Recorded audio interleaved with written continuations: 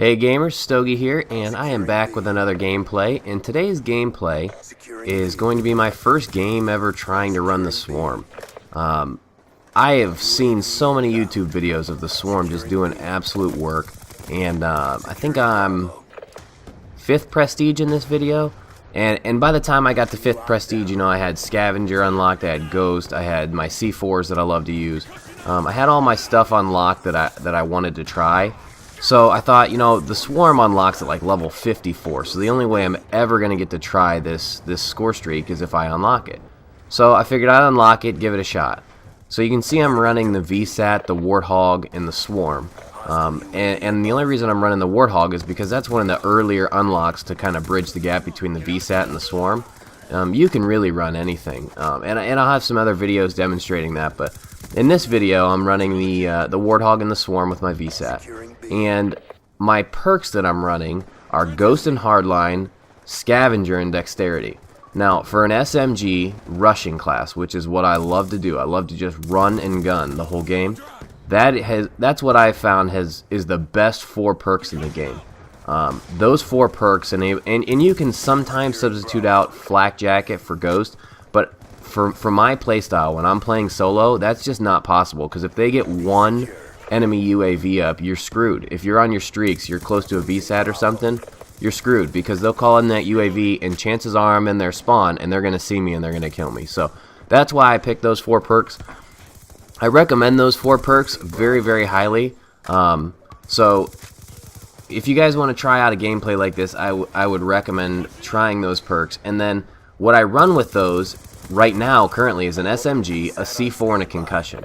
And the reason I run the C4 is because I found that the C4 gets me out of so many situations where I might have died, or where there's multiple enemies and I can take them all out with one easy C4, that it makes it really, really worth that 1 perk in the pick 10. So right there you can see I kind of hovered around the objective.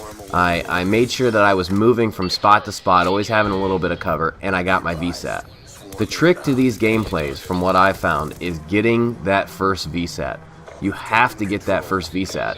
Once you do, these score streaks steamroll so much, it's insane. I mean, they just steamroll the other team. It is absolutely crazy. Now, right here, you'll see my Swarm's going to work, and this is the first time I've ever used it. Right there, you see I get 5 kills with the Swarm. This is my very first game using it, and look at that kill feed. Man, that shit, it just flows down the screen. It's crazy. So, right now I'm running the Warthog and the Swarm together, which it works sometimes, but generally what I find is that they kind of compete for kills, because they're both kind of aerial attacking score streaks. You know, the Warthog is a plane that flies by and drops those bombs on them, and the Swarm is obviously a little bomb in of itself flying around. So I don't know, I thought I had some really good games with it. It was really fun to use, but I think once I unlock something like Dogs, I'm going to try that, because that'll actually get inside the buildings and get them when they're camping. And another thing I want to share with you guys in this gameplay is when I screw up. So right here, I screw up. Look at the timer.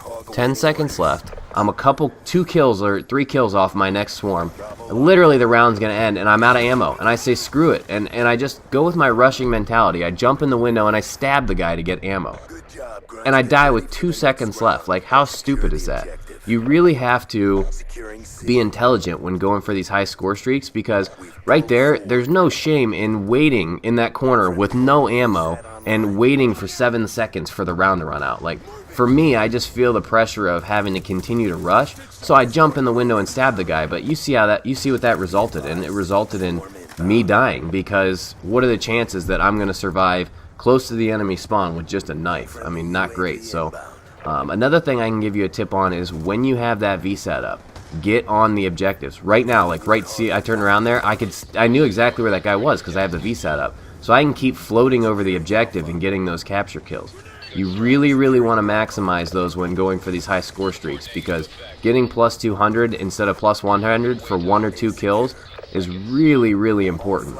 And in some of my gameplays after this, I got on objectives and tossed C4s and started with triples. So I got 600 points for my first 3 capture kills and then capped the flag. So I'm at plus 800 as soon as the game starts. So that's really the key to getting these gameplays. And I had no idea how many kills I was going to get in this game. I was just kind of I'm playing solo in Ground War, obviously on 9v9 raid domination, but playing solo, I was just wanting to try it out. I'm like, hey man, it'd be awesome if I could get a swarm. And you know what I found is what a lot of other YouTubers have said is once you get those streaks, man, you just play smart, and you don't have to play slow and you don't have to camp. I'm still rushing this entire game, but you play smart. You make smart decisions. You see, like right there, I saw those two guys. I'm not going to go out and face them front to front. I'm going to flank them to the side if I can. And you play smart and you continue to get those streaks because that's what incapacitates the other enemy team.